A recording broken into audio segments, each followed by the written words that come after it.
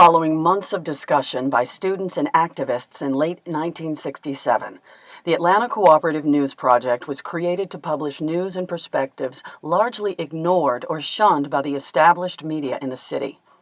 The cooperative legal structure was chosen specifically to ensure and enhance a democratic and bottom-up business and editorial structure of the eventual publication. The first birdhouse was at 184 14th Street Northeast, across from the soon-to-be-constructed Colony Square on Peachtree Street. The birdhouse and the Catacombs, a music venue, anchored the north end of the strip on Peachtree. The Stein Club at 7th and Peachtree was the southern tip. The start of the Bird coincided with an emerging youth counterculture self-identified as hippies, who named and congregated on the strip. For many of those young people, Atlanta became either home or a stop on the way to San Francisco in the 1968 Summer of Love. Either way, the Bird was a source of income for them, and they provided the paper with a steady supply of street vendors and an occasional cover photo. The Co-op published the first issue of the Great Speckled Bird on March 15, 1968.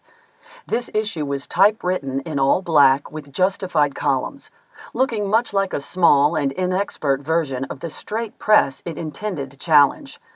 The black and white format was maintained for the first 7 issues of the paper. Adjusting to an emerging and often flamboyant youth culture, as well as adapting to the challenge of street sales, the Bird soon adopted a colorful full-page cover format. The familiar masthead appeared on issue 10 of the then bi-weekly paper. The Bird came out as a weekly in mid-September 1968, quickly becoming a leader in the emergence of over 500 alternative or underground newspapers in the U.S. in the late 60s and early 70s. Like its sister papers, the Bird covered news and offered perspectives ignored, lied about, or shunned by the establishment or straight press, including the promotion of marijuana, LSD, and other psychedelic drugs, in addition to coverage of labor struggles, the Vietnam War, other national liberation struggles, the Black liberation movement, the gay and women's movement as they emerged, and the music that this cultural and political ferment inspired. Though often standalone graphics not tied to specific articles inside, the covers of the Bird reflect the history of the paper as well as the emergence and decline of the hippie counterculture and the struggles of the varied political movements of the era. As soon as the paper began publication, graphic artists both young and well-established began offering their works. Operating on a shoestring, the Bird welcomed their artistic talent and offered exposure and an outlet for creative expression, but no money. On more than one occasion, an exciting graphic submitted during an all-night layout session would be voted to replace a cover chosen at an earlier editorial meeting. As with artwork, the Bird Cooperative did not pay for photographs, having decided early on that creative work was its own reward, and only the shit work of producing the paper deserved what little money was available. Nevertheless, numerous talented photographers donated their work to the paper without complaint. Often they would experiment with double exposures or other techniques, or depict a sense of alternative reality. Underground comics were popular in this era, and the Bird had a number of great cartoonists willing to share their work. As with other cover options, the comic covers were discussed and voted upon by the entire staff in co-op editorial meetings. If you worked on an issue, you could participate and vote at these meetings, and your name would be included in the staff box. Over 300 people are listed in the staff box from 1968 through 1976, though many appear in only 1 or 2 issues. The Bird was a paper of resistance against war and militarism, racial oppression, misogyny, homophobia, mass incarceration, and most of the other ills that continue to plague the U.S. Bird covers reflect this resistance and their countervailing responses, decrying the Vietnam War and supporting anti-war individuals and demonstrations, lambasting police brutality while extolling peaceful protest, reporting atrocity while defending effective response. Not too surprisingly, the Bird managed to garner a few detractors and enemies. Street sellers were arrested, charged with panhandling, obstructing traffic, or selling without a permit. High school students were suspended for distributing or just possessing the paper. The U.S. Postal Service refused to mail an issue because it had an ad for an abortion clinic. The paper itself was busted for obscenity after it angered Atlanta icon Coca-Cola by publishing the famous Up Against the Wall cover, a frame from a Spain Rodriguez cartoon. Though distracting and time-consuming, these First Amendment legal battles were won in municipal, state, and federal courts by attorneys Al Horn and Reber Bolt, with the assistance from the ACLU of Georgia. Local politics also threatened the Bird when our first printer, New Era Publishing in Decatur, abruptly canceled its contract after a scurrilous broadside printed by an anonymous DeKalb League for Decency attacked its owner, who was running for office at the time. The Bird responded with an art cover and centerfold hilariously satirizing the pious sanctimony of the League of Decency. The next week, the Great Speckled Bird quoted the biblical passage that inspired its name, becoming perhaps the only underground publication of the era to quote Scripture on its cover. It also did not miss its printing deadline, air freighting its layout sheets to New Orleans and trucking the papers to Atlanta via a film distributor for a few issues. A closer printer was found in Montgomery, Alabama. For most of its life, layout sheets were driven to Montgomery early Thursday morning, and the papers trucked back that night for Friday distribution. Most seriously, in 1972, the Birdhouse, then on Westminster Avenue just north of the Atlanta Botanical Gardens, was firebombed. The office was gutted, and records, equipment, and supplies were destroyed. The APD declared arson as the cause of the fire, but declined to investigate further. No one was ever charged in this terroristic action. The paper survived the attack, again, never missing or delaying an issue. The effect of the fire was serious, however, forcing the paper to fragment functions and reduce staff before another office could be rented on Juniper Street. Unconstitutional harassment did not cease. Savannah and Macon passed laws banning the paper from their cities.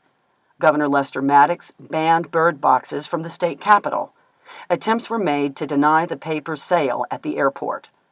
Less direct threats also challenged the Bird, including war weariness and despair as the Vietnam War encompassed Southeast Asia, and closer to home, the counterculture of the Strip hardened and became more desperate, as heroin and methamphetamine replaced the pot and acid of the peace and love youth movement. In early 1974, the Bird shifted to a more local news format, with a less dominant masthead and more written copy on the cover. These changes did not bring necessary financial stability, but even the return of more colorful and graphic covers in 1975, changing times signaled the eventual demise of the paper. In response to declining street sales and increased competition for ad revenue, the Bird in 1975 reduced staff again and became a free paper. In survival mode, the Bird experimented with a new format and monthly publication schedule in 1976, but was unable to overcome its advertising and distribution problems. For its final issue, the Bird reverted to its full-page graphic cover, but with the masthead printed at the bottom of the paper. It was published on October 1st, 1976, ending a 7.5-year run of uninterrupted publication. This short history of the Great Speckled Bird does not do justice to the thematic breadth and depth of this vibrant newspaper. Next, we look at the major themes addressed in the Bird. Opposition to the war on Vietnam drove the creation of and remained the central focus of the paper as U.S. aggression expanded to Laos and Cambodia. Guts and glory militarism dominated the Atlanta press in 1968, mocked in this cover, welcoming the opening in Atlanta of John Wayne's propaganda film, The Green Beret. The Bird tried to counter the lies that undergirded the gauzy myths about U.S. aggression in Southeast Asia, in its writing and graphics, but also in its active involvement in the often fractious coalitions formed to call for street demonstrations. Bird staff helped plan for these demonstrations, promoted them in advance, actively participated, and then wrote up their experiences for the paper. Though rejecting the war's aims and condemning its leadership and lies, Bird's support for the GI boots on the ground was unwavering. Active duty service people, both in the U.S. and abroad, were offered free copies and half-price subscriptions, which were readily accepted. The paper was passed from hand to hand and read widely in the war zones. In addition to covers, the Bird provided a continuous stream of articles and graphics about the war from multiple sources, including independent journalists, sister underground publications, and Liberation News Service, which distributed packets of stories and images to underground papers throughout the nation on a weekly basis. This line drawing of Ho Chi Minh appeared on the cover in 1969, giving a rare positive portrayal in the U.S. of the beloved father of the Vietnam Revolution, whose armies had defeated the French colonialists and were now fighting the U.S. and its allies. This cover uses an iconic image of a Vietnamese woman soldier that appeared on a Vietnamese postage stamp. As Nixon and Kissinger cynically escalated the war into Laos and Cambodia, Bird coverage of the now Indochina War also expanded. As the death toll rapidly mounted and the lies of the administration were increasingly exposed, anti-war actions and demonstrations increased even in Atlanta and other previously quiescent southern cities. Nixon's campaign slogan, "4 more years," garnered an appropriate, if despairing, response in the Bird. As American aggression against Vietnam was exposed, respect and support for the National Liberation Front of South Vietnam increased, as shown in this cover from 1972. More demonstrations were mobilized after Nixon's re-election under false promises of peace. By the end of 1973, Nixon's multiple crimes were manifest. The Bird was among the first to call for his impeachment. Vietnam and the war in Indochina were dominant cover themes, but struggles for freedom in other nations were also prominent. This beautiful cover belies the horrors described on the inside by 2 staff members who toured Palestinian refugee camps under heavy Israeli bombing in October 1970. Several Bird staffers joined the International Venceremos Brigades to cut cane and experience life in Cuba during the U.S. embargo of the island nation. Richard Nixon may have opened the official door to China, but the Little Red Book and other writings of Chairman Mao had more resonance with the Bird than any dogma coming out of Washington, D.C. at the time. Gulf Oil held a shareholders meeting in Atlanta in April 1971, giving the Bird opportunity to support demonstrations against the company's racist exploitation of Angola and expose support of the Gulf Oil Company in Emory University's stock portfolio. This Cuban-produced poster links the cover to an article inside about the strike of over 20,000 Namibian contract laborers protesting occupation by the South African apartheid regime and support it received from U.S. companies and the U.S. government. Chilean President Salvador Allende was overthrown and assassinated by a U.S.-sponsored coup led by General Augusto Pinochet in September 1973. This April 1974 cover announced an in-depth interview with Dr. Jim Ritter, an American professor who witnessed the coup while in Santiago, Chile. The ongoing civil rights and intensifying Black liberation struggles of the late 60s and early 70s opened windows of consciousness and stirrings of activism among many diverse groupings of people, from Chicano farm workers to privileged white students at elite universities, all covered in the pages of the Bird. By 1969, the Bird began to respond to the growing national movement for women's liberation. Besides covering national issues, the Bird women formed a women's caucus intent on overcoming male privilege and dominance at the paper. Traditional Mother's Day was ignored in Bird covers, perhaps because the holiday's militant anti-war beginnings have been smothered by syrupy motherhood platitudes. But several covers celebrate International Women's Day, beginning with the whimsical Peace Mother cartoon of February 28, 1969.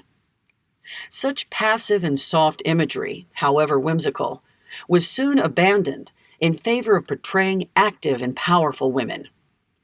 True to its activist perspective, Women of the Bird helped organize and participated in a short-lived women's festival in Atlanta, announced on this cover.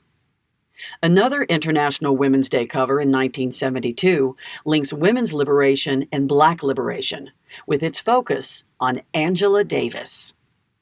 The 1973 International Women's Day cover was preceded the week before by a focus on the Equal Rights Amendment being debated in state legislatures nationwide. A cover from 1974 on International Women's Day focuses on self-defense against rape and announces a suit against the Atlanta Chamber of Commerce for sexual harassment.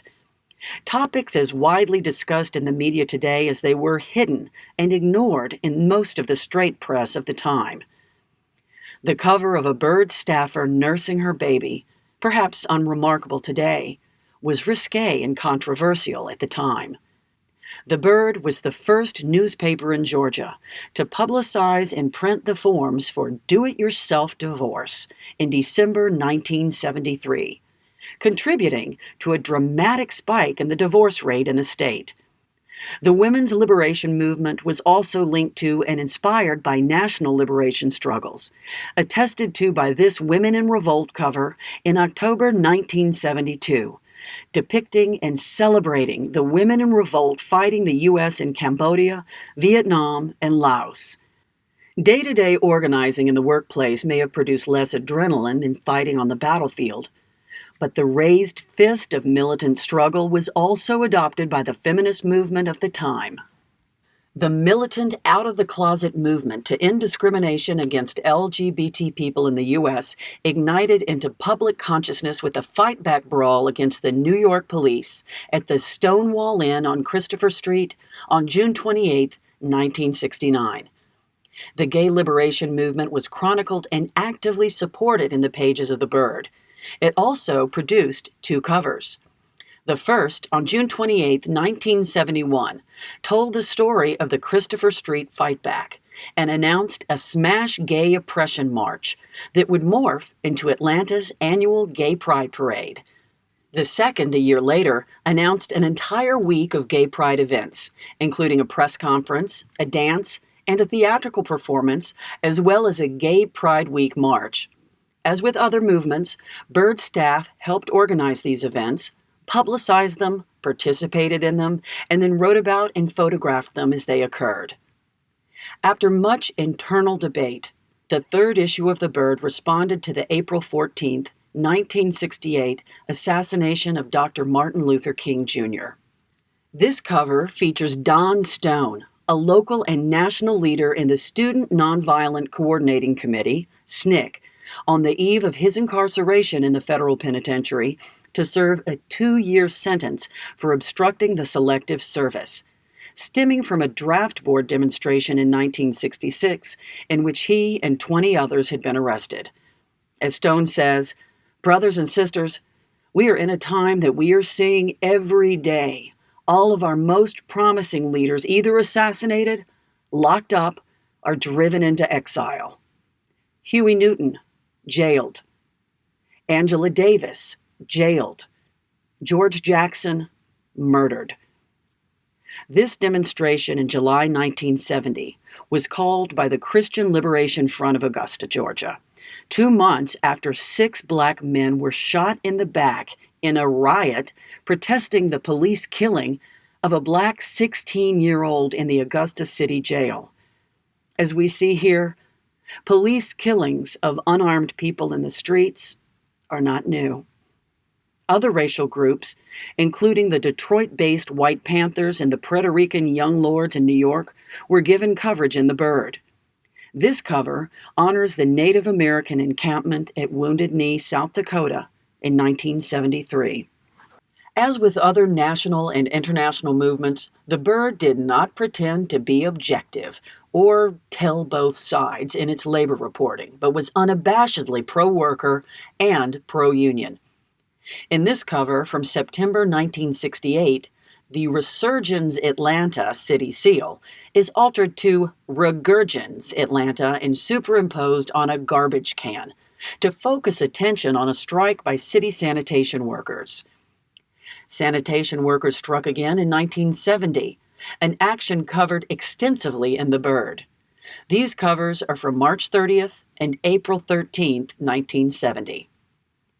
The Bird supported strikes and nationwide boycotts called by the United Farm Workers led by Cesar Chavez and Dolores Huerta in California, and actions by migrant workers in Florida, both in 1972.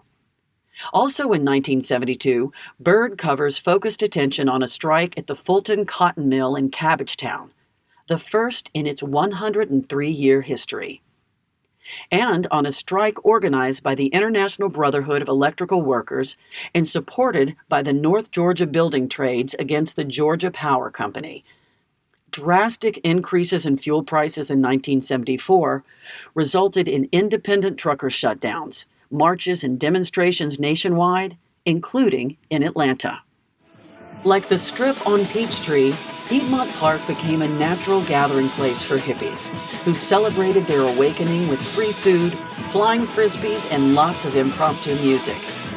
The Allman Brothers Band debuted in Atlanta with a free concert in Piedmont Park in April 1969. An all-day, all-night experience that convinced many that rock and roll was a powerful force for radical change in the U.S. This perspective was reinforced a year later at the second annual Atlanta Pop Festival, a 3-day people's assembly of dope, art, and loud music held in Byron, Georgia over a sweltering 4th of July weekend. Traditional Southern music was also celebrated in Bird covers, as with this cover of Mississippi Fred McDowell performing at the Memphis Blues Festival in June 1969. Anne Romaine, co-founder of both The Bird and the Southern Folk Cultural Revival Project, brought multiracial blues and Appalachian folk music to college campuses throughout the South. Southern musical roots are wide and deep, and The Bird was as likely to cover old-timey music at the Shoal Creek Music Festival in August 1970 as it was the modern country of Porter Wagoner and Dolly Parton in May 1971. Of course, no music coverage of the era would be complete without acknowledging Bob Dylan, whose cover photo accompanied a review of his just-released New Morning album. Much of what the Great Speckled Bird published in its 401-issue lifespan is not acknowledged in this partial review of Bird covers. The Bird would not have been The Bird, however, without staff cartoonists like Ron Alspern and Steve Abbott. Enjoy.